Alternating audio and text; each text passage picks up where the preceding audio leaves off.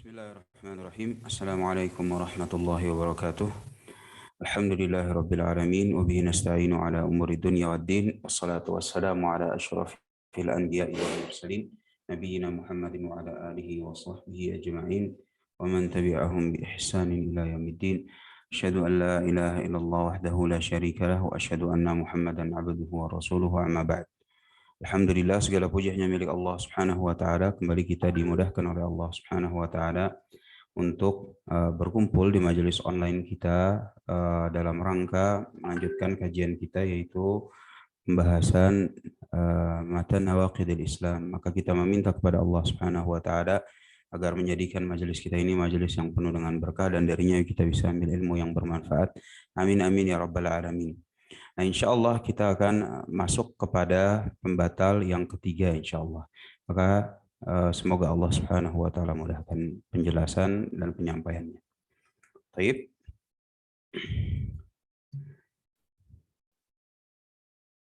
Taruh sini aja deh. Ya, bagus.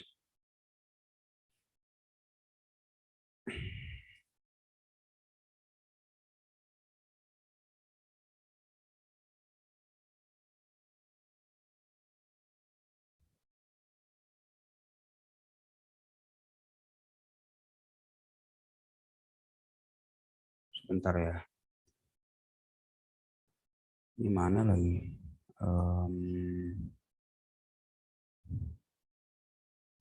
Zoom, whiteboard.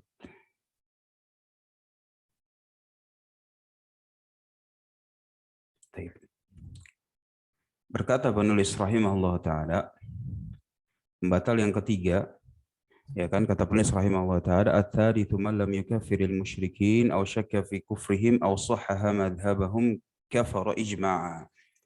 Yang ketiga, yaitu pembatal yang ketiga adalah barang siapa yang tidak mengkafirkan orang-orang musyrik atau meragukan kekafiran mereka atau membenarkan ajaran mereka, pelakunya telah kafir menurut ijma'. Jadi di pembatal yang ketiga ini,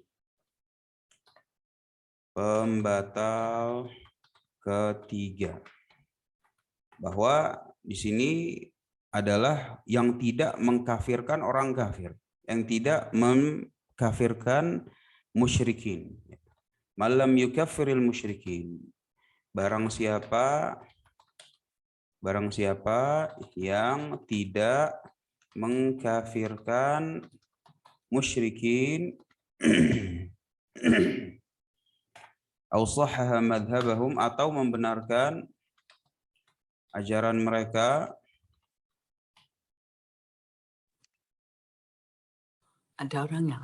Aku tapi enggak ada. Malam yukafiril musyrikin au syakka fi kufrihim, atau ragu dalam kekafiran mereka atau membenarkan ajaran mereka, maka kafir secara ijma'. Nah, jadi gambarannya itu adalah ada si fulan gitu, misalnya siapa? Si Hendra. Si Hendra, dia melakukan kesyirikan. Melakukan kesyirikan akbar. Nah, lalu ketika si Hendra melakukan kesyirikan akbar, maka orang ini tidak mau mengkafirkan dalam artian masih menganggap sebagai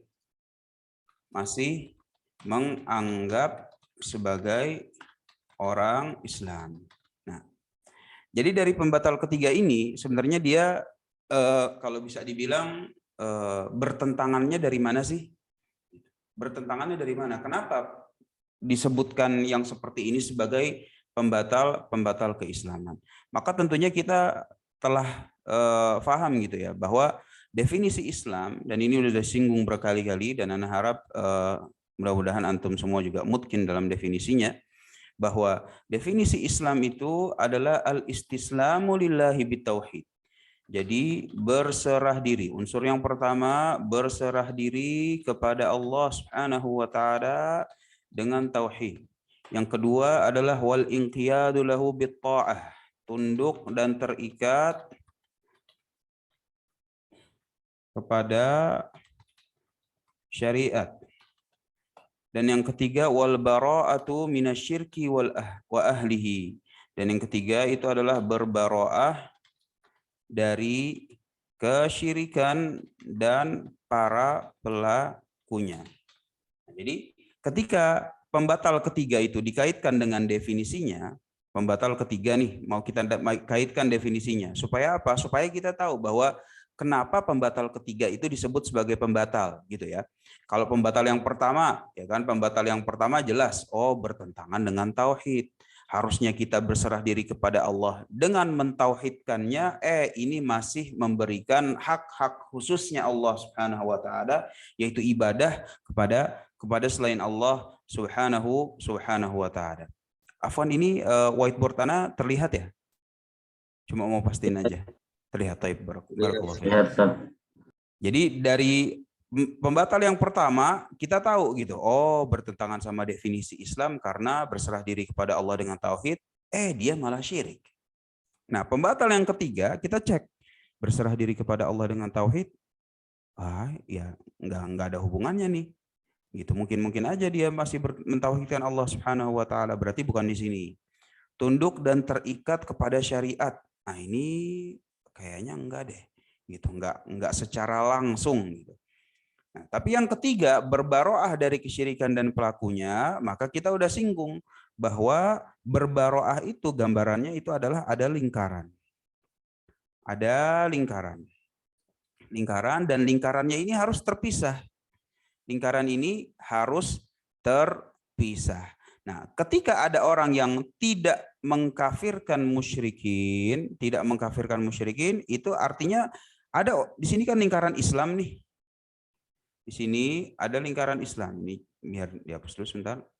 Nah, jadi di sini ada lingkaran Islam. Nah, yang di sini lingkaran apa? Ya terserahlah, mungkin ya non Islam gitu ya. Apapun itu. Nah, ketika berbaroah dari kesyirikan, artinya nggak boleh orang Islam itu mengakui bahwa syirik itu bagian dari Islam, ya kan? Atau enggak syirik itu ada di dalam lingkaran sini, nggak boleh, gitu. Kenapa? Karena kalau kesyirikan itu ada di dalam lingkaran, artinya dia belum berbaroah dari kesyirikan. Artinya dia belum berbaroah dari kesyirikan.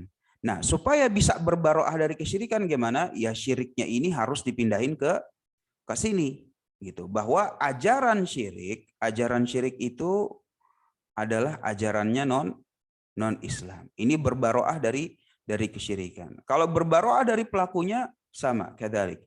Jadi misalnya ada seorang melakukan kesyirikan, si Hendra itu tadi. Si Hendra melakukan kesyirikan, maka nggak boleh diyakini bahwa dia itu ada di dalam lingkaran Islam. Karena kalau diyakini dia itu masih dalam satu lingkaran yang sama, berarti dia belum berbaroah. Jadi harusnya dia itu dipindahkan ke lingkaran yang berbeda. Nah, ketika tidak mau dipindahkan, ya kan, misalnya si Hendra tetap mau dimasukin lingkaran, nah barulah makanya ini dalam gambaran sini. Barang siapa yang tidak mengkafirkan musyrikin. Si Hendra jelas-jelas udah melakukan kesyirikan akbar, tetapi dia tidak mau memindahkan lingkaran. Ya tentunya memindahkan lingkaran ini merupakan pembahasan yang lebih halus aja ya di zaman sekarang. Adapun ya kata penulis, ya sebenarnya ini adalah permasalahan mau mengkafirkan apa enggak. Karena memindahkan orang dari lingkaran Islam ke lingkaran yang lain, ini sebenarnya istilah syar'inya itu adalah istilah takfir, mengkafirkan. Tapi yang penting kita tahu bahwa gambarannya tersebut adalah si Hendra itu kita yakini bahwa yang tadinya dia itu berada satu lingkaran sama kita, sekarang dia sudah berbeda lingkaran. Begitu juga apa yang dilakukan Hendra. Makanya di sini ketika membenarkan ajaran mereka. Ketika seseorang itu membenarkan ajaran mereka, maka artinya kesyirikan tersebut, ya karena kan ajarannya kan kesyirikan gitu ya. Kesyirikan tersebut bagian dari lingkaran. Nggak bisa, makanya juga harus dipindahkan. Adapun ragu, ya kan, karena kalau ragu gimana Ustaz? Ragu sih. Jadi si Hendra ini gimana nih? Apakah dia di lingkaran sini, apa di lingkaran sini? Nah, kita sama-sama tahu bahwa dalam pembahasan akidah ya secara bahasa aja udah keyakinan, gitu. Ya kalau misalnya nggak yakin, ya kan, atau ragu, ya berarti ini namanya bukan akidah, gitu. Ini namanya bukan akidah, harus yakin. Kalau misalnya dia nggak yakin atau ragu, ya berarti nggak punya akidah. Oleh karena itu, ragu dalam kekafiran mereka pun, maka ini juga merupakan pembatal. Sehingga dari pembatal ketiga kita tahu, oh pembatal ketiga itu kaitannya sama baro'ah toh. Nah, baro'ah ini artinya apa? Artinya itu adalah membedakan lingkarannya. Gitu. Ya kalau misalnya bahasanya syar'inya itu adalah mengkafirkannya atau takfir, gitu. Sehingga kita dari sini tahu bahwa permasalahan takfir atau mengkafirkan, maka itu ada kadarnya. Kadar minimumnya itu adalah meyakini beda lingkaran, gitu ya. Meyakini beda lingkaran. Kemudian taraf selanjutnya itu adalah diungkapkan dengan lisan. Nah, diungkapkan dengan lisan. Nah, diungkapkan dengan lisan ini ya tentunya lebih keras daripada cuma sekedar meyakini. Sehingga para ulama sebagaimana Syekh Shalih Al-Syekh juga di dalam Misbahul Dhalam yang ditulis Syekh Abdul Latif. Nah, ini jelas bahwa mengungkapkan dengan lisan ini merupakan proses selanjutnya. Dalam artian proses selanjutnya perlu nggak diungkapkan dengan lisan? Seperti misalnya ya pembahasan orang zaman sekarang itu adalah antum kafir, ini kafir, fulan kafir. Artinya disebutkan secara lisan, maka ini tergantung maslahat dan mafsadat. Gitu. Ya tergantung kita nih siapa. Gitu. Kalau kita ini bukan siapa-siapa dan dengan adanya kita bilang si fulan kafir itu sebenarnya nggak ngaruh apa-apa, cuma bikin gaduh aja, cuma bikin ribet aja, cuma bikin kisruh saja, cuma bikin berisik saja, cuma bikin kacau saja, maka pengungkapan dengan lisan ini justru lebih banyak mafsadatnya. Dan ya artinya kalau kita memang bukan siapa-siapa atau pelaku kekafiran, pelaku kesyirikan itu juga bukan siapa-siapa, kita nggak perlulah koar-koar. Wah si fulan kafir, ini kafir, itu kafir gitu. Udah, nggak perlu. Kenapa? Ya karena ditakutkan atau dikhawatirkan mafsadatnya itu terlalu besar. Kita cukup meyakini bahwa oh melakukan kesyirikan ini si fulan, kesyirikan akbar. Maka cukup kita yakini bahwa dia maupun apa yang dia dilakukan itu sudah beda lingkarannya dari apa yang saya yakini. Ini minimumnya itu meyakini beda lingkaran. Kemudian diungkapkan dengan lisan. Baru yang ketiga itu adalah permasalahan penegakan had dan kital dalam artian jihad. Gitu.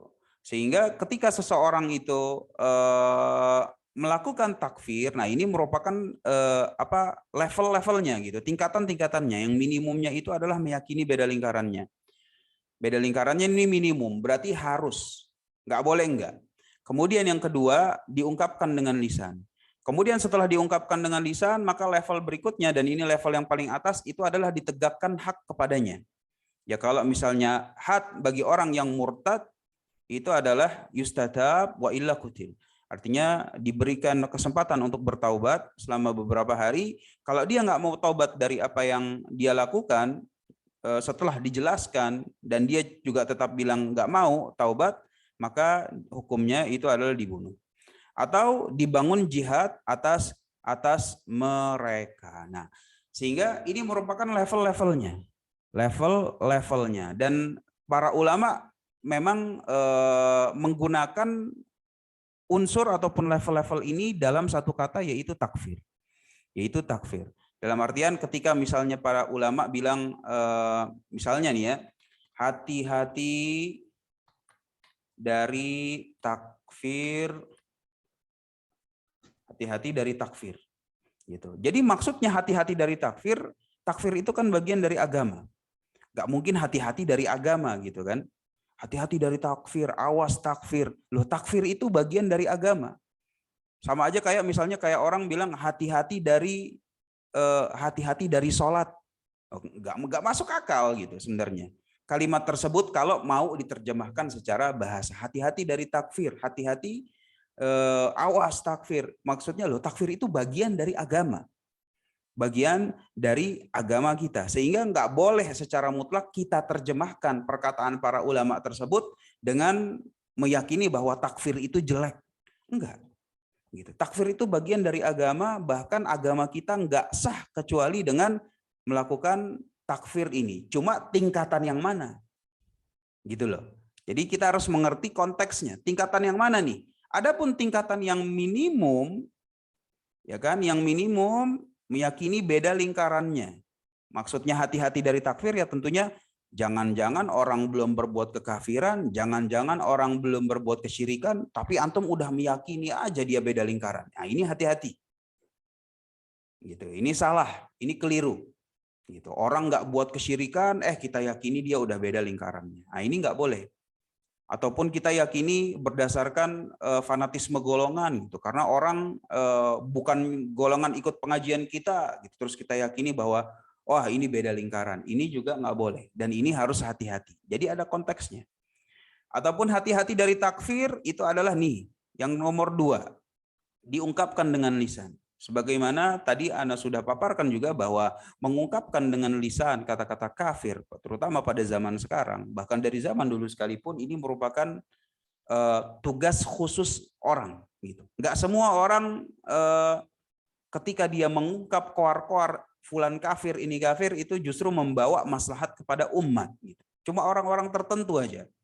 Cuma orang-orang tertentu dan kasus-kasus tertentu saja. Jadi awas, hati-hati mengungkapkan dengan lisan kata-kata kafir yang mana di situ bisa mendatangkan banyak mafsadat. Ataupun hati-hati yang ketiga itu dari takfir, itu adalah dalam masalah penegakan had. Dalam masalah penegakan had.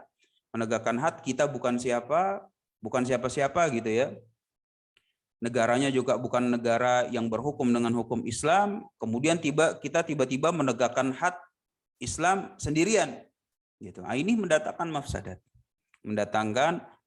Bahkan di negara Islam sekalipun nggak boleh rakyat biasa menegakkan had sendirian. Harus ini merupakan wewenangnya mahkamah. Ada prosesnya. Udah ikut peradilan Islam atau belum? Udah dijelaskan apa belum? Udah diminta taubat atau belum? Kalau misalnya sudah diminta taubat dan dia belum mau taubat, barulah ditegakkan hukum had. Nah, sehingga kita mengetahui bahwa memberikan penjelasan itu adalah proses mahkamah, proses ulama, gitu, proses bagaimana untuk menegakkan hukum had. Adapun meyakini beda lingkaran, maka meyakini beda lingkaran ini merupakan haknya seorang muslim, harus diyakini. Karena kalau tidak diyakini, kita jatuh kepada pembatal yang ketiga. Gitu. Jadi hati-hati dari takfir dalam penegakan had sembarangan, apalagi yang lebih berbahaya lagi membangun jihad di atasnya, padahal kita bukan orang yang berhak memimpin jihad tersebut, karena syarat-syaratnya ketat gitu untuk membangun jihad syar'i kepada kaum musyrikin. Adapun misalnya meyakini beda lingkarannya, nah ini selalu Anda tegaskan dan ulang-ulang supaya jangan sampai yang minimumnya ini kita nggak terpenuhi, karena ini berbahaya. Kenapa? Karena kalau tidak meyakini beda lingkarannya, kita jatuh kepada pembatal ketiga. Dan disinilah yang dimaksud oleh Syekh Muhammad bin Abdul Wahab rahimahullah ta'ala, bahwa yang tidak mengkafirkan musyrikin atau ragu dalam kekafiran mereka atau membenarkan ajaran mereka, kafir secara ijma itu adalah dalam taraf minimumnya. Dalam taraf minimumnya. Nah, kebanyakan orang-orang yang tidak suka dengan penulis rahimahullah ta'ala itu mengartikan pembatal ketiga itu ditempatkan pada konteks level yang kedua ataupun level yang ketiga, dan tentunya ini keliru. Bahwa yang dimaksud oleh penulis di sini adalah pada level yang pertama, level minimum, yaitu kita yakini beda lingkarannya. Udah, ini kan permasalahan akidah. Adapun nanti permasalahan akhlak kita dengan dia, kita tetap tunjukkan akhlak yang baik. Ya, kita tetap tunjukkan kata-kata yang sopan. Artinya ya bermuamalah dengan manusia ini satu bab. Pembahasan lain. Adapun kita yakini bahwa dia sudah beda lingkaran dengan kita, ini permasalahan akidah. Jadi pembatal ketiga jelas ya gitu gambarannya. Kenapa ini bisa membatalkan Islam seseorang? Berkaitannya itu dengan apa? Dari definisi Islam berkaitan dengan baro'ah. Gitu. Jadi baro'ah itu adalah apa? Baro'ah itu adalah dua lingkaran yang berbeda, dua wadah yang berbeda, dan kita yakini bahwa orang yang melakukan kesyirikan ataupun kekufuran akbar, maka dia itu sudah beda wadah dengan kita, dan ini merupakan minimum dalam level ya bahasa syariatnya itu adalah dalam level takfir. Sebagai tambahan saja bahwa apa yang kita paparkan ini sesuai dengan apa yang digambarkan oleh para ulama. Mari kita baca sedikit saja dari syarah Nawaqidul Islamnya Syekh Shalih Al-Fauzan hafizahullah taala. Berkata Syekh Shalih Al-Fauzan tentang pembatal yang ketiga itu adalah di sini dia bilang hafizahullah taala, wa hadhihi mas'alatun khatirah jiddah. Pembatal ketiga ini bahaya, ini permasalahan yang sangat berbahaya. Yaqa'u fiha katsirun minal muntasibina lil Islam. Pembatal ketiga ini banyak banget dilakukan oleh orang-orang yang mengaku Islam. Banyak banget dilakukan oleh orang-orang yang mengaku Islam. Malam yukaffiril musyrikin. Mereka tidak mau mengkafirkan musyrikin. Yaqul, mereka bilang, ana walhamdulillah ma indi syirik wala asyraktu billah, ya kan? Ya, jadi kata Syekh Shalih Al-Fauzan, orang-orang yang jatuh kepada pembatal ini, dan ini penting ya bagi kita karena ini sering banget terjadi di tengah-tengah kita gitu, bahkan oleh orang-orang yang katanya sudah ngaji sekalipun gitu. Jadi di pembatal yang ketiga ini Syekh Shalih Al-Fauzan hafizahullah taala dalam syarah Nawaqidul Islamnya, silsilah syarah rasailnya gitu. Dia bilang hafizahullah taala bahwa permasalahannya ini permasalahan sangat berbahaya. Berbahaya. Banyak terjatuh pada pembatal ketiga ini dari orang-orang yang mengaku Islam. Lihat, kata-kata yang digunakan oleh Syekh Shalih Al-Fauzan ini udah bukan muslimin lagi. Ya karena kalau udah jatuh kepada pembatal, ya memang bukan muslimin lagi. Bukan muslimin lagi, terus apa dong? Ya yang penting dia di luar wadah. Kata-kata sopannya, mengaku Islam. Minal muntasibina lil Islam, mengaku Islam. Mereka tidak mau mengkafirkan, tidak mengkafirkan musyrikin, tidak mengkafirkan musyrikin. Kemudian yang setelahnya yaqul, mereka bilang ketika tidak mengkafirkan musyrikin itu adalah saya alhamdulillah tidak syirik, ya kan? Tidak ada keyakinan kesyirikan, tidak ada keyakinan syirik. Kemudian kata Syekh Shalih di sini, ana walhamdulillah ma indi syirik, saya enggak punya keyakinan kesyirikan. Wala asyraktu billah, dan saya tidak pernah berbuat syirik. Walakinan nas, tetapi manusia la ukaffiruhum, tapi saya tidak mau mengkafirkan manusia. Jadi paham ya? Gitu gambarannya. Berapa banyak orang yang ketika kita singgung permasalahan takfir dia bilang udah deh jangan takfir-takfiran, ini permasalahan gini segala macam dan bla bla bla bla bla segala macam. Loh, ini harus loh, ini bagian dari agama. Kemudian dia bilang, alhamdulillah, anak alhamdulillah kalau syirik sih anak enggak. Anak nggak ada keyakinan syirik, anak nggak percaya yang begitu-begituan, dan anak nggak pernah berbuat kesyirikan. Tapi untuk mengkafirkan manusia, anak nggak mau.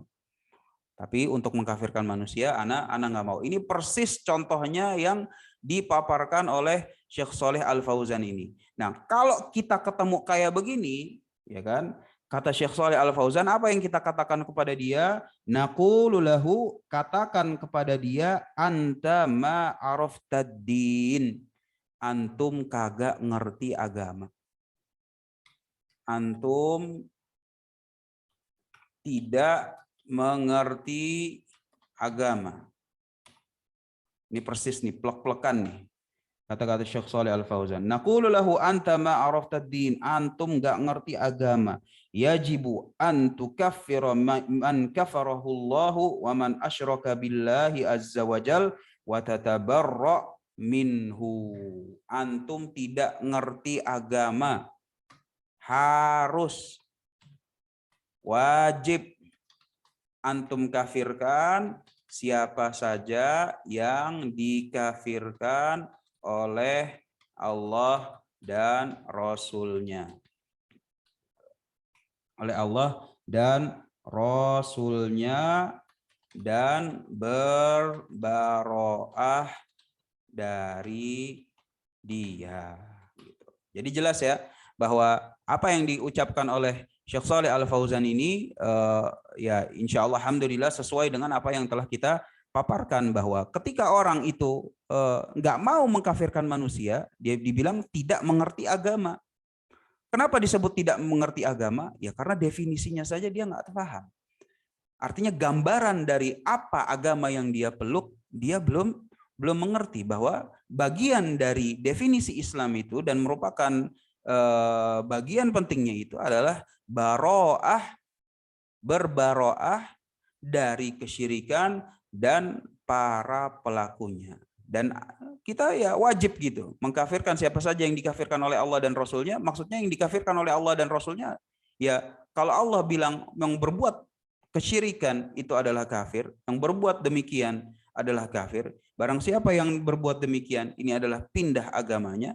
Ya berarti siapa saja yang melakukan hal tersebut, ya kan, terutama ya di sini konteksnya itu adalah kesyirikan akbar, ya kita ya kata-kata syar'inya adalah kafirkan, walaupun ya gambarannya ataupun kata-kata halusnya itu adalah kita yakini bahwa dia sudah berbeda lingkarannya. Nah di sini juga masih menarik gitu tentang perkataan Syekh Shalih Al Fauzan tentang orang-orang yang membela.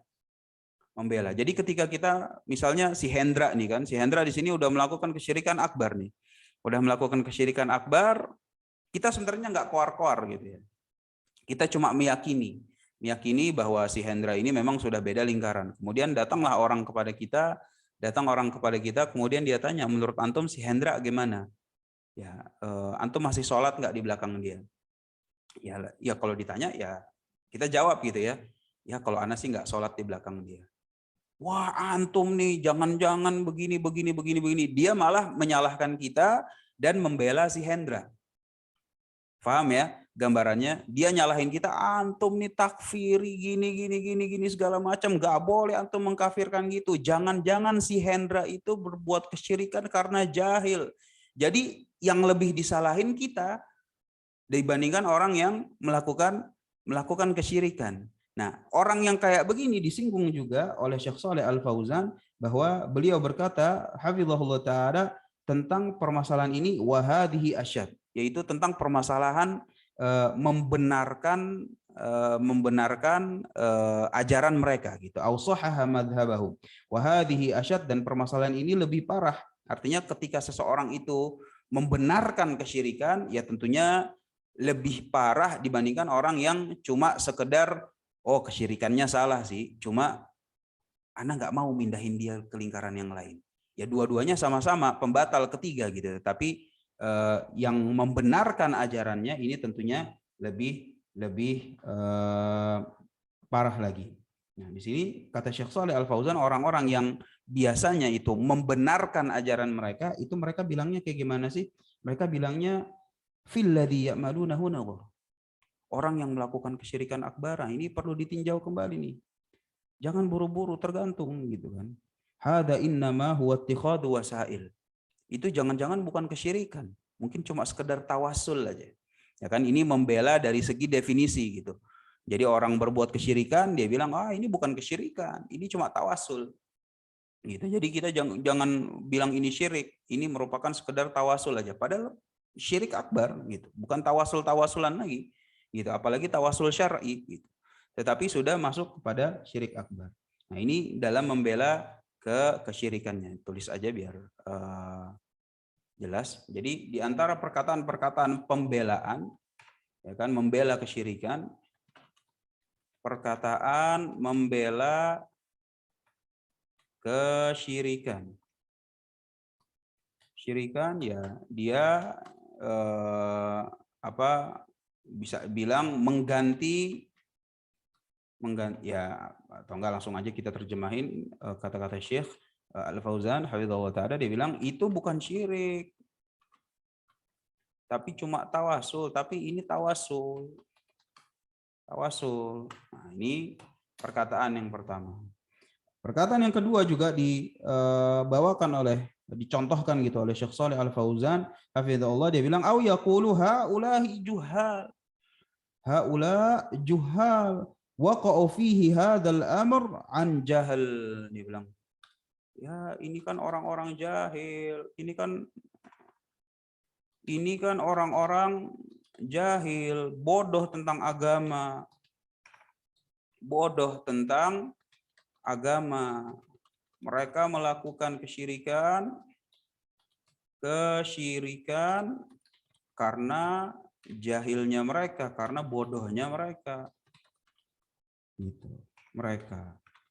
Nah, kata Syekh Shalih Al Fauzan, perkataan ini adalah perkataan wa yudafi'u anhum fahadha asyaddu kufran minhum. Ini perkataan membela kesyirikan dan para pelakunya. Jadi jangan sampai kita itu jadi pengacaranya musyrikin gitu. Jadi pembela gitu, pembela orang-orang yang melakukan kesyirikan. Ini orang udah melakukan kesyirikan ya akhwan, ya akhwat. Gitu. Jadi ini udah pelanggaran nomor 1 di dalam agama kita. Gitu. Jangan dibela lagi, jangan ada simpati lagi. Gitu. Jangan ada gimana-gimana lagi. Enggak, ini udah. Jadi jangan bilang, wah ini kan orang-orang jahil, bodoh, apa segala macam. Di antara sekian kejahilan, kebodohan, ini orang lebih ngerti tentang bagaimana dia cari fulus dibandingkan bagaimana dia mengerti agamanya. Dan kayak begitu oke buat antum, nggak oke buat anda. Gitu. Orang Islam harus belajar tentang Islam, harus belajar tentang apa itu Islam, harus wajib. Ya kan kata Rasul juga begitu. Thalabul ilmi fardhatun ala kulli muslim. Gitu. Harus wajib gitu. Dia cari tahu, bukannya cuma kehidupan dunia aja yang dia cari gitu, cari tahu gitu. Bagaimana cari fulus dia tahu. Gitu. Tetapi bagaimana mentauhidkan Allah Subhanahu wa taala serta pelanggaran-pelanggaran yang secara fundamental bertentangan dengan nilai Islam dia nggak tahu. Nggak bisa. Kayak gitu bukan alasan buat kita. Kayak gitu bukan alasan buat kita, apalagi kita sampai membela, bilang itu kan bukan syirik, ini tawasul. Oh ini jangan-jangan si fulan, si Hendra ini melakukan karena jahil. Sedangkan orang-orang jahil itu nggak boleh digini-giniin segala macam. Antum yang melakukan kayak begini, antum yang takfiri, antum yang khawarij, antum loh. Dia lebih galak kepada orang yang mengkafirkan dibandingkan lebih galak kepada kesyirikan. Udah jauh gitu timbangannya. Kenapa dia bisa lebih galak kepada kita dibandingkan galak kepada orang yang melakukan kesyirikan? Karena dia meyakini masih dalam satu lingkaran. Ya orang kalau masih satu lingkaran, ya biasa gitu kalau membela. Orang namanya satu lingkaran. Beda dengan orang yang kalau udah meyakini dalam hatinya gitu, meyakini dalam keyakinannya, dalam akidahnya, udah beda lingkaran. Udah beda lingkaran, kita udah nggak, ya namanya udah beda lingkaran. Udah beda lingkaran. Nah, ini merupakan gambaran-gambaran yang diberikan oleh Syekh Shalih Al Fauzan yang insya Allah kalau kita baca ya insya Allah dengan pemaparan yang barusan dipaparkan itu jauh lebih nyambung, dan insya Allah apa yang dipaparkan oleh Syekh dalam kata-katanya maupun dalam contoh-contohnya ini selaras dengan apa yang telah dipaparkan. Kenapa sih Ustaz harus dibaca lagi? Ya karena dalam permasalahan yang seperti ini kadang-kadang kita nggak mau gitu bahwa apa yang kita paparkan itu nanti dituduh ini dari kantongnya si Fadil, ini bukan nggak pakai syarahnya ulama. Nah, yang kayak gitu kita nggak mau, dan Anda juga nggak mau memberikan ya kepada antum gitu penjelasan yang nggak berdasar gitu ya, nggak berdasar. Maka ini kita baca sebagai pendukung supaya apa? Supaya kita sama-sama yakin bahwa ya memang demikianlah penjelasannya, dan memang harus dijelaskan sedemikian rupa sebagai akidah kita. Nah, ini pembatal yang ketiga. Insya Allah kita masuk kepada pembatal yang keempat. Nah ini semua kita hapus dulu ya. Hapusnya clear ya, clear all drawing. Sip. Nah pembatal yang keempat, kata penulis rahimahullah ta'ala, ar-rabi'u man i'taqada anna ghaira hadyin nabiy sallallahu alaihi wasallam akmal min hadyi au anna hukma ghairihi ahsan min hukmihi kalladina yufaddiluna hukma at-tawaghit ala hukmihi fahuwa kafir. Keempat, barang siapa yang meyakini. Pembatal keempat, barang siapa yang meyakini bahwa ada syariat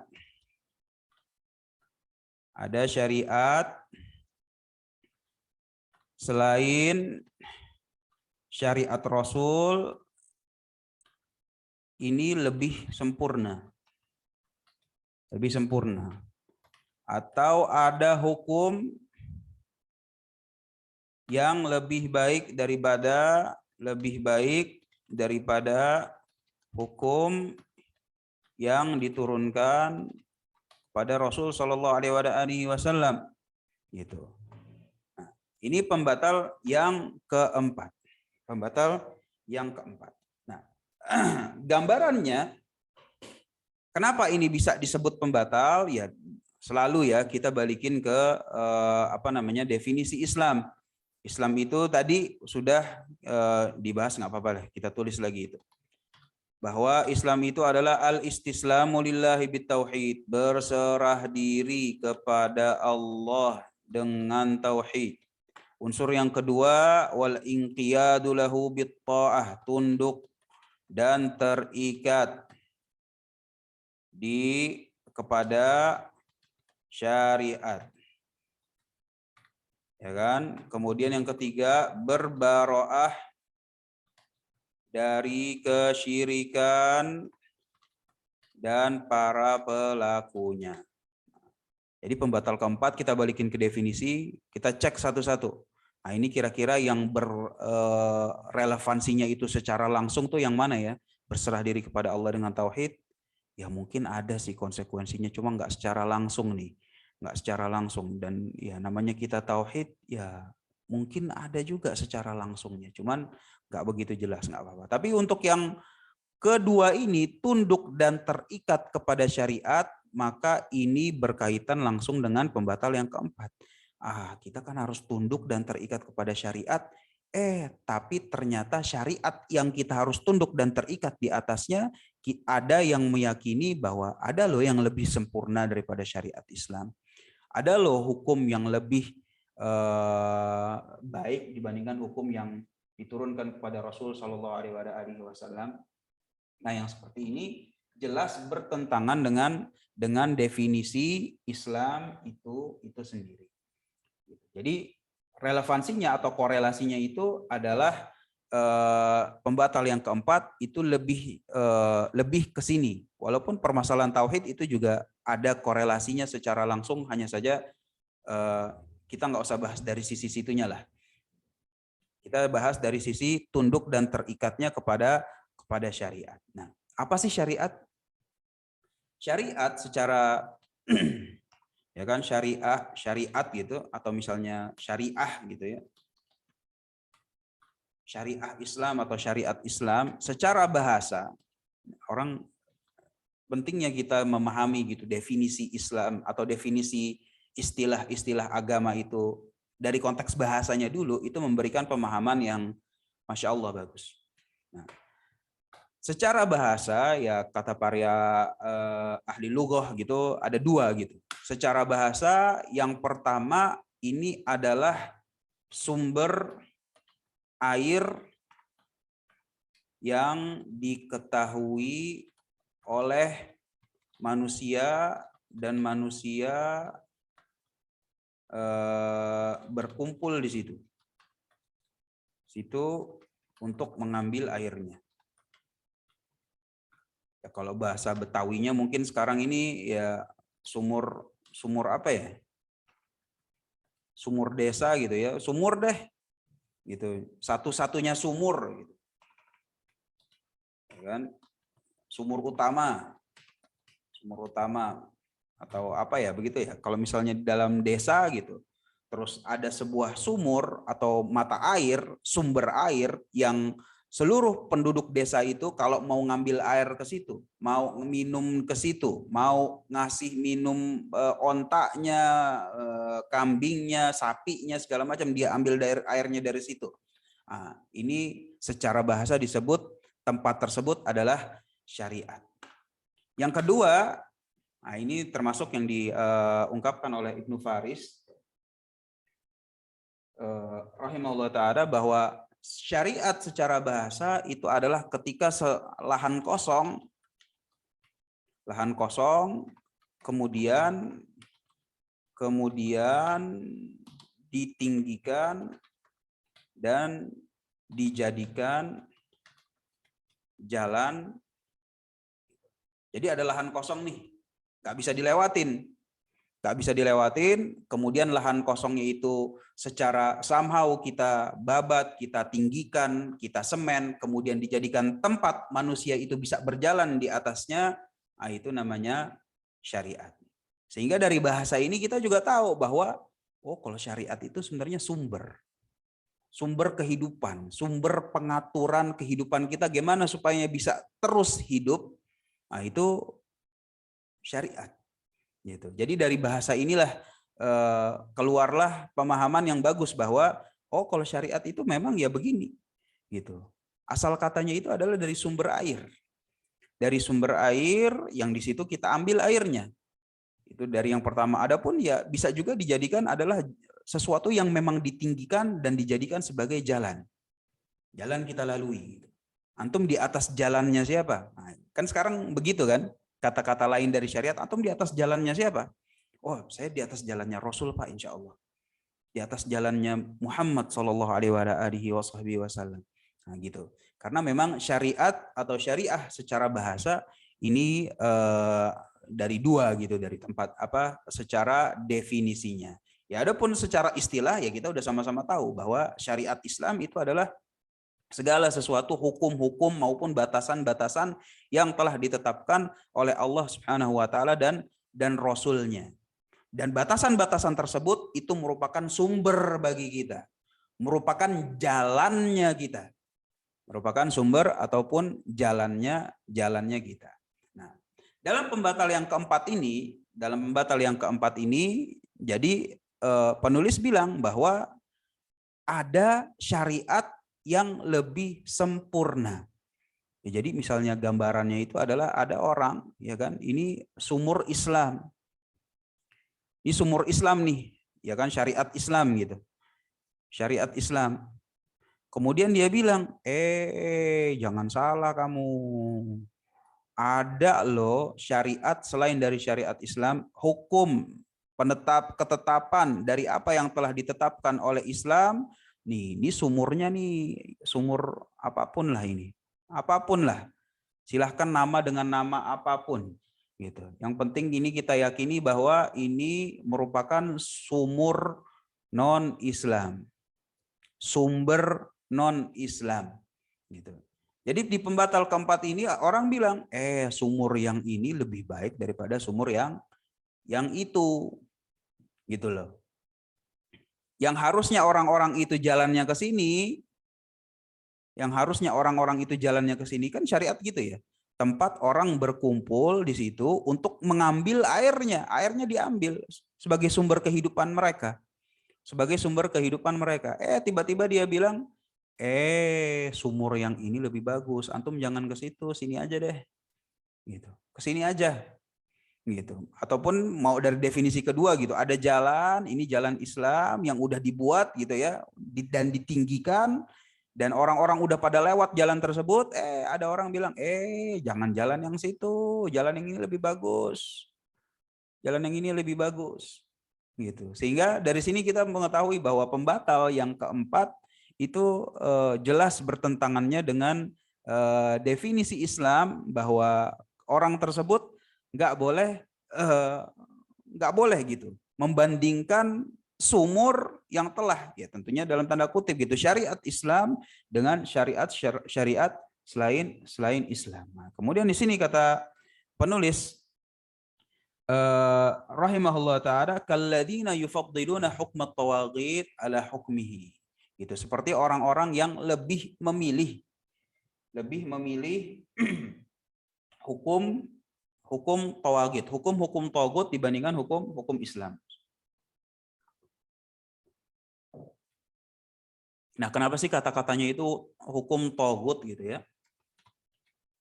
Hukum tawaghut, jadi tawaghut itu kan sebenarnya berasal dari kata togo gitu, ya kan?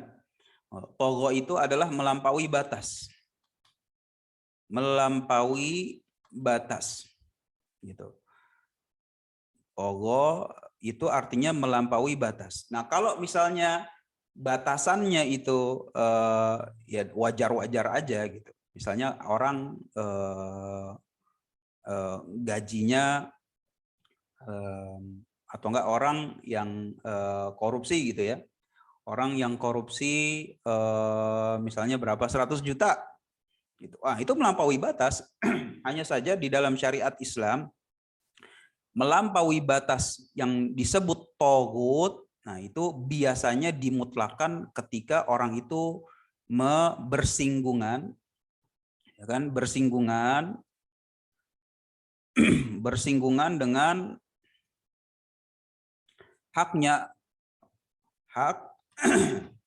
hak khususnya Allah Subhanahu wa ta'ala.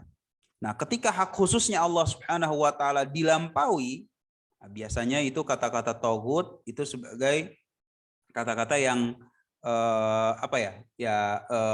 istilah lah, diungkapkan oleh istilah syariat kita itu sebagai togut. Kayak orang yang misalnya mengaku sebagai nabi setelah Nabi Muhammad SAW, padahal yang bisa menetapkan nabi, siapa rasul, cuma Allah.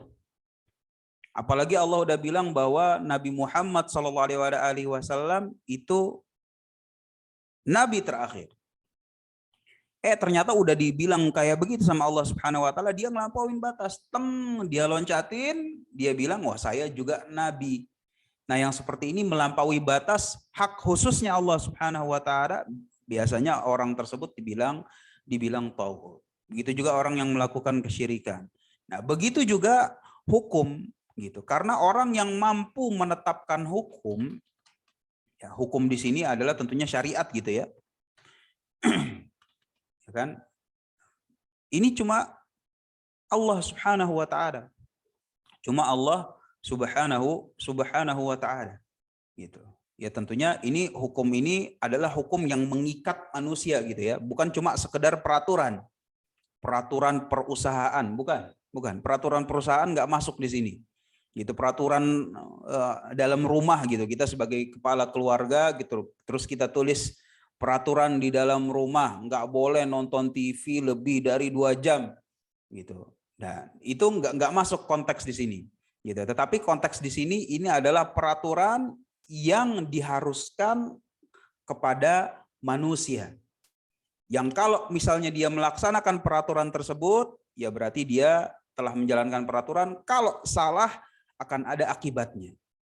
Nah, ini kan ya peraturan seperti ini gitu. Maka peraturan seperti ini Allah Subhanahu wa ta'ala, atau syariat seperti ini Allah Subhanahu wa ta'ala udah tetapkan bahwa yang bisa demikian, yang ada aturan mengikat kepada manusia, kalau dijalankan dapat pahala, ada ganjaran. Kalau misalnya dilanggar itu ada dosa atau ada akibatnya, ini cuma peraturan Islam. Ini cuma peraturan Islam. Ketika ada orang yang membuat selain dari Islam seperti ini, maka dia telah melampaui batas. Makanya disebut hukum tauhid. Kenapa? Karena sudah melampaui batas apa yang memang hak khususnya Allah Subhanahu wa ta'ala. Begitu. Maka disebut sebagai hukum tauhid. Gitu.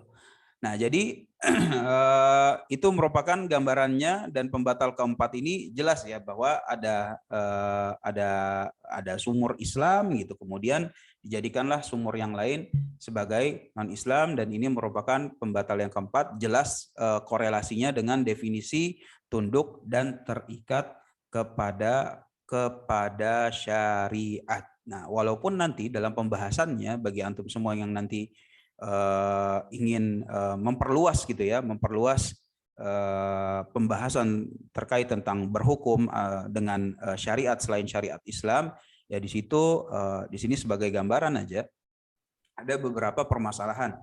Pertama, permasalahan tasyri'.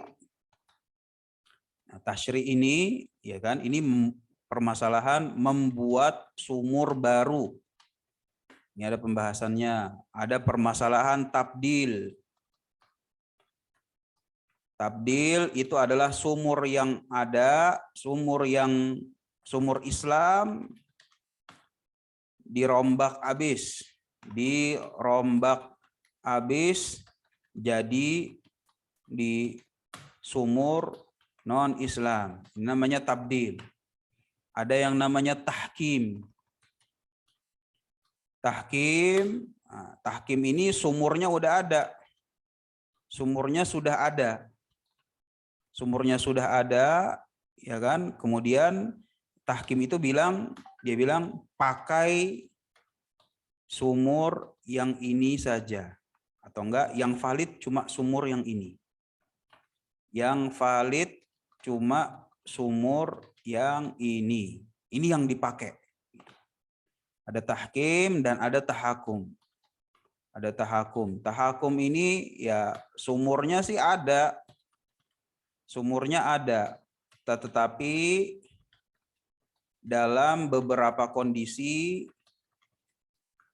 kita pakai sumur yang lain. Nah, ini terkaitan tentang tasyri', yaitu membuat sumur baru. Gitu. Jadi udah ada syariat Islam, dia bilang, kita buat baru aja deh. Dibuat baru. Nah, gitu. Kalau tabdil, ini udah hukum Islam nih. Kayak dulu misalnya kayak penjajah-penjajah itu ketika datang ke negeri Islam dan negeri Islam dikuasain, maka hukumnya diganti. Yang tadinya sumur Islam, syariat Islam, dia bilang, aneh nggak mau pakai ini, ganti. Nah, ini tabdil. Gitu. Tahkim sumurnya udah ada. Ada sumur Islam, ada sumur non-Islam. Gitu. Tinggal dipilih. Gitu. Nah, kalau tahkim bi ghairi ma anzalallah, dia bilang jangan pakai ini, yang valid cuma ini nih.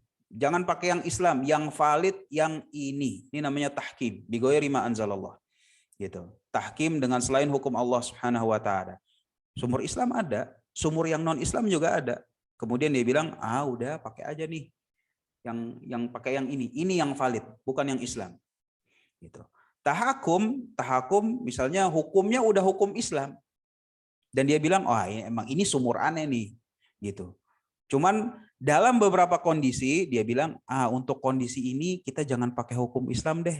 Kita comot dari sumur yang lain. Nah, ini namanya tahakum bi ghairi ma anzalallah. Nah, ini pembahasannya gitu, dan bisa diperluas ya tentunya bagi antum. Adapun dalam pembahasan kita, maka pembatal yang keempat itu cuma sampai permasalahan ya, kalau dari sini berarti masuknya itu tasyri' maupun tabdil. Ya, jadi Dibandingkan pakai yang Islam, udah kita pakai yang baru aja. Loh, kenapa yang baru? Yang baru ini lebih bagus, lebih sempurna. Gitu. Jadi permasalahan tasyri ataupun dalam tabdil. Ini udah Islam. Udah Islam nggak usah deh, buang aja. Buang aja, ganti. Nih, pakai yang ini. Gitu. Jadi dalam pembatal yang keempat, masuknya ini adalah tasyri maupun tabdil, dan mungkin juga masuk sedikit tentang permasalahan tahkim maupun tahakum. Adapun lebih detailnya insya Allah dilanjutkan pada pembahasan-pembahasan mungkin dalam syarahnya ataupun dalam kitab-kitab yang lain yang mungkin sudah di luar konteks dari memahami, ya bukan di luar konteks, tapi merupakan perluasan dari permasalahan pembatal yang keempat ini. La ilaha illallah. Kita baca sedikit dari syarahnya Syekh Shalih Al Fauzan hafizahullah. Dia bilang, min anwa'ir ridda al-hukum bi ghairi ma anzalallah. Dan di antara perbuatan kemurtadan itu adalah berhukum dengan selain hukum Allah Subhanahu wa taala, idza taqada anna hadza amr mubah. Kalau misalnya diyakini kebolehannya gitu ya. Yang kayak tadi gitu. Jangan pakai sumur ini, sumur yang ini juga oke kok. Kayak gitu. Sumur yang ini juga oke. Wa annahu yajuz ayyahkuma bi syariah wa yajuz ayyahkuma bil qawanin, ataupun dia juga bilang oke, sumur Islam bagus, sumur yang lain juga bagus, tergantung mana-mana bisa.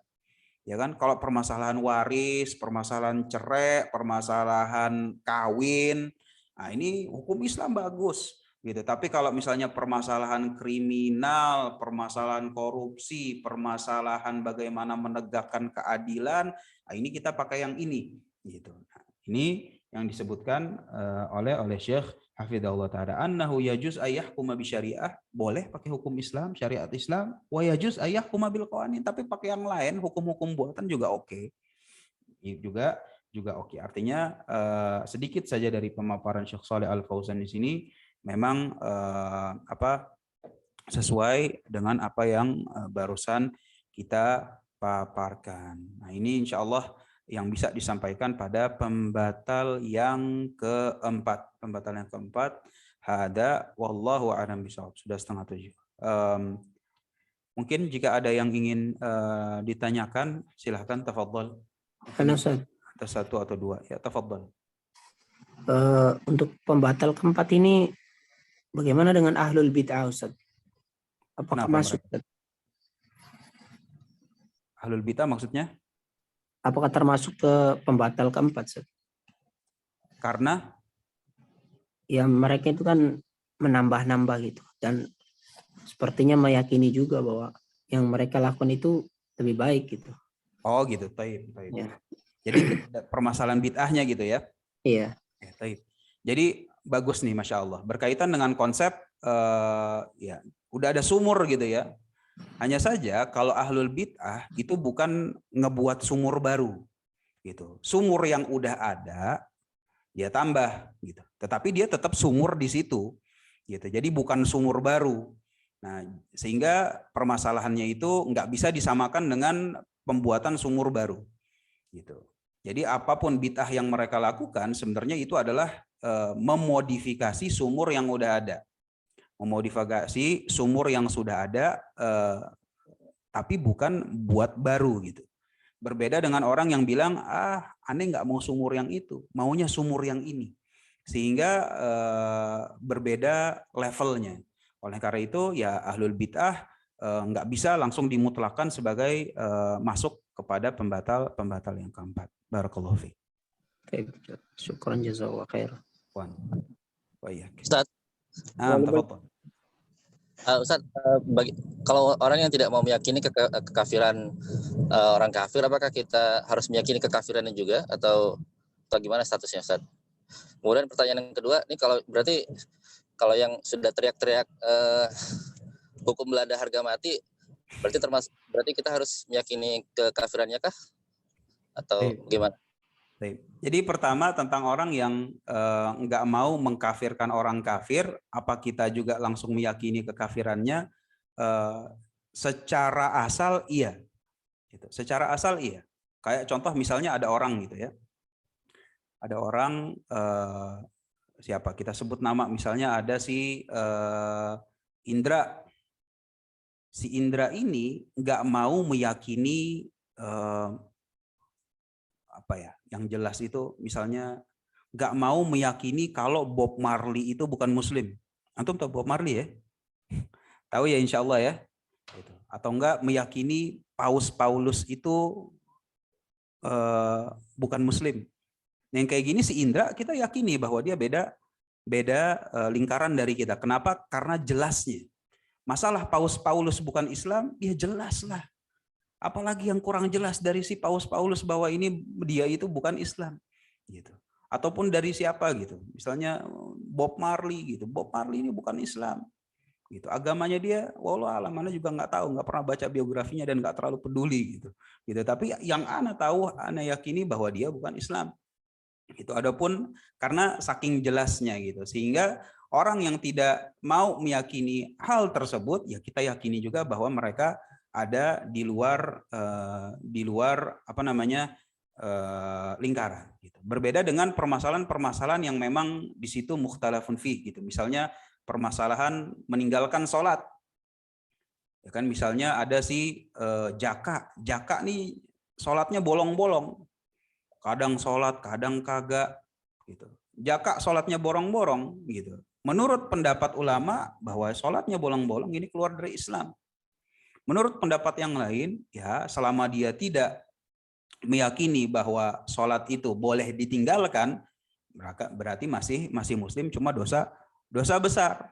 Nah, ketika kita mengambil pendapat bahwa meninggalkan sholat walaupun bolong-bolong, masih sholat tapi bolong-bolong, ini merupakan kekafiran, kita yakini si Jaka mah udah beda lingkaran sama saya, beda lingkaran sama saya gitu. Tapi ternyata ada lagi nih si siapa ya? Misalnya si Andri bilang, oh enggak, menurut saya Jaka masih Muslim. Yang kayak begini si Andri nggak bisa kita yakini keluar dari lingkarannya. Sehingga tergantung konteksnya itu seperti apa. Kalau memang konteksnya dalam permasalahan yang luar biasa jelas, maka kita yakini bahwa orang yang nggak mau meyakini orang yang tersebut jelasnya itu telah keluar atau beda lingkarannya, itu orang yang nggak mau meyakini sekalipun, kita yakini bahwa dia itu sudah beda lingkaran dengan kita. Kemudian yang kedua tadi antum bilang apa? Hukum Belanda harga mati. Ya artinya gini ya ikhwan, gitu.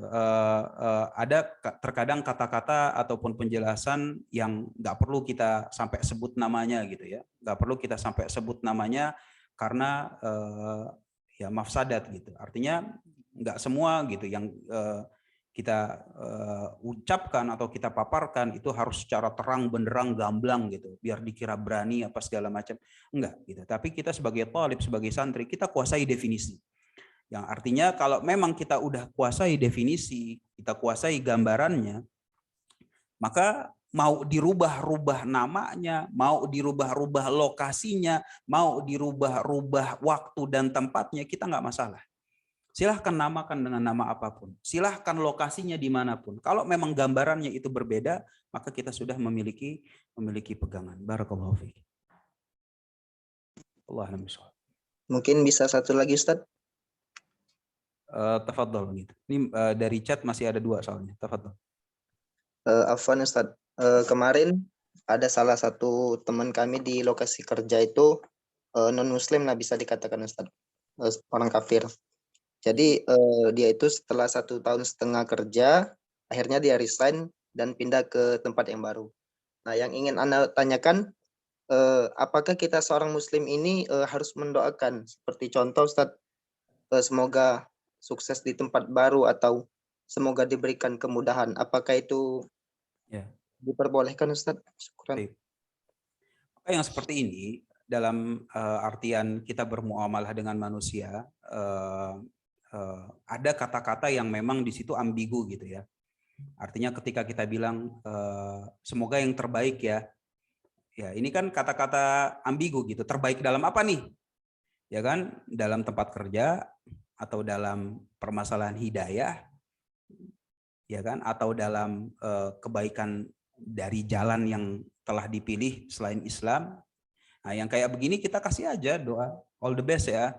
Gitu, good luck, jangan good luck, all the best ya di tempat yang baru, yang terbaik ya nanti di tempat yang baru. Gitu. Ini nggak apa-apa insya Allah. Ya kita niatkan aja maksud yang terbaik. Ya mudah-mudahan lo dapet hidayah ya. Mudah-mudahan balik lagi ke jalan Islam, mudah-mudahan dikasih hidayah lagi, dapat ke jalan yang lurus, siratal mustaqim lagi.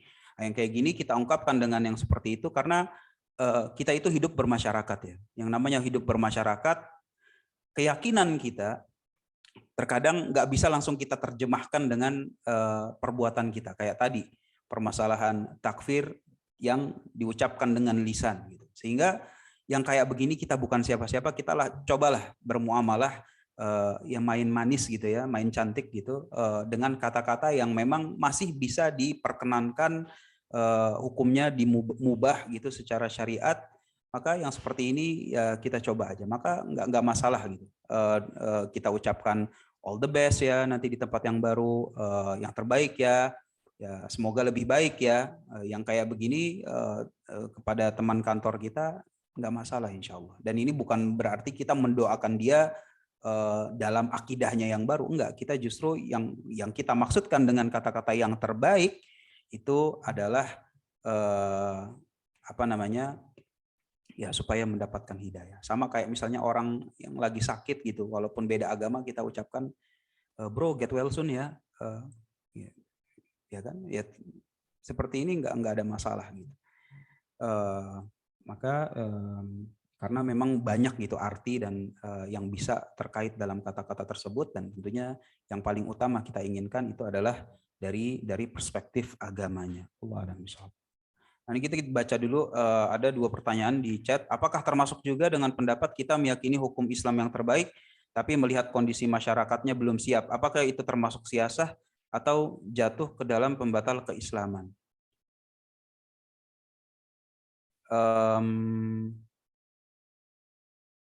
Apa nih pertanyaannya? Anak kurang paham gitu. Kalau misalnya yang ditanyakan apakah misalnya dia bilang gini, ya kondisi Islam, hukum Islam memang terbaik gitu, tapi masyarakat belum siap, sehingga yang lebih sesuai kan gitu kan? Yang lebih sesuai adalah hukum ini, sumur ini, gitu. Ya ini sama jatuh kepada gambaran pembatal keempat. Gitu. Maksud antum lebih sesuai apa nih?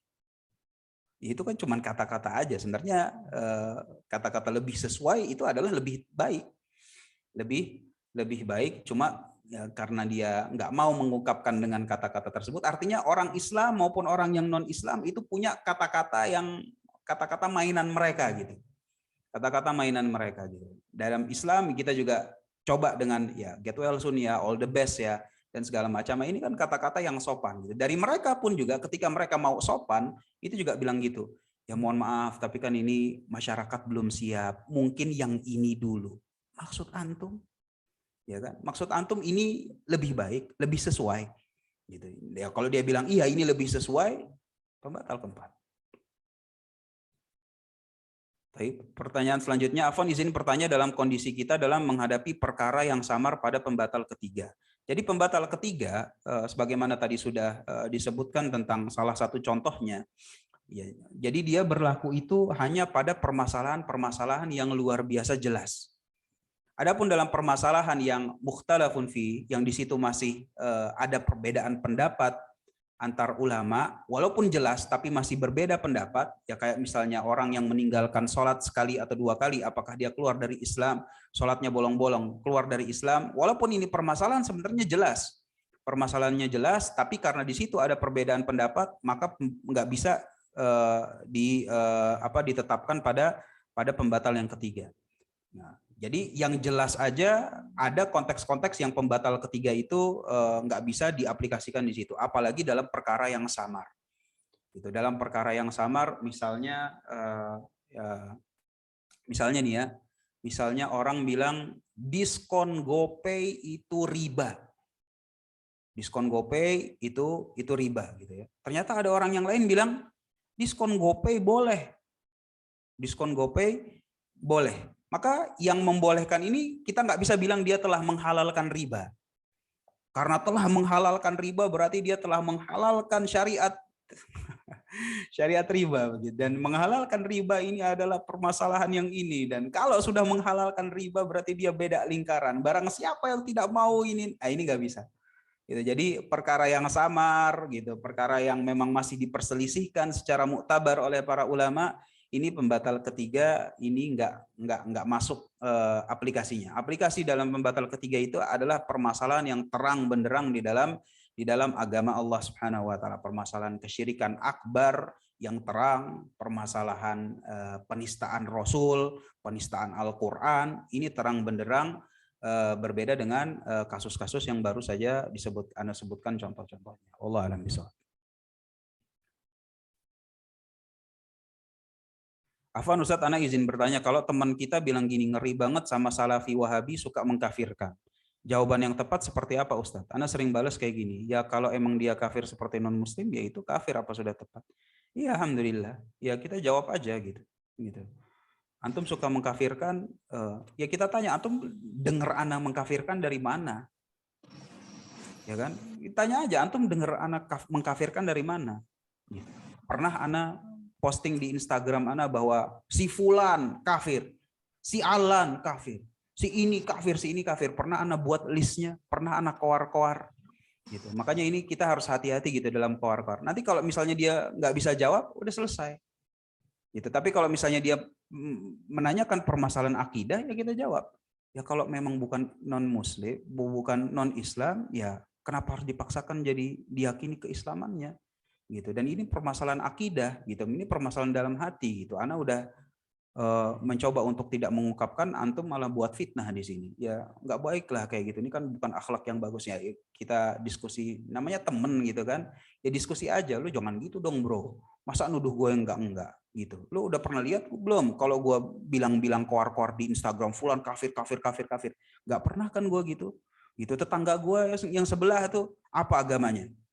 Agamanya apa? Kristen. Pernah gue bilang, wah tetangga saya kafir gini. Nggak pernah. Gue sama tetangga gue baik-baik aja kok.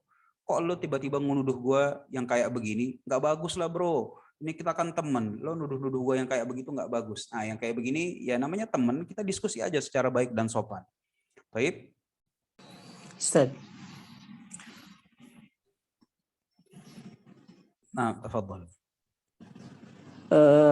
Bagaimana dengan terakhir keadaan beberapa kelompok gitu Ustaz, yang mereka berbeda dengan pemimpin gitu, seperti kalau ada Ramadan mereka lebih dahulu gitu, kita ikut pemerintah. Nah, yang ini masuk ke pembatal kampanye nggak Ustaz? Cuma dalam Ramadan doang? Ya maksudnya beberapa kegiatan hari-hari besar Islam gitu. Gitu. Enggak masuk ke pembatal keempat. Enggak masuk ya? Enggak masuk. Jadi kalau pembatal keempat harus difahami gambarannya bahwa ya dia buat sumur tandingan gitu. Dia buat sumur tandingan. Artinya sumur tandingan itu berarti secara menyeluruh gitu. Bro jangan ikut pakai yang ini, jangan pakai sumur ini. Mas, Mbak, jangan pakai sumur ini. Nih sumur saya. Gitu. Yang kalau minum di sini bakalan lebih enak, kalau misalnya nggak minum di sini bakalan lebih ada hukumannya.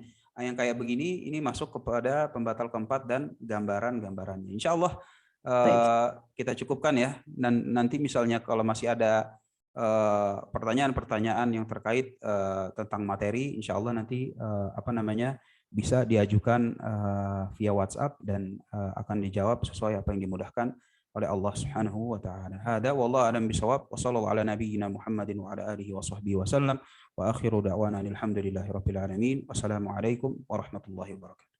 Waalaikumsalam warahmatullahi wabarakatuh.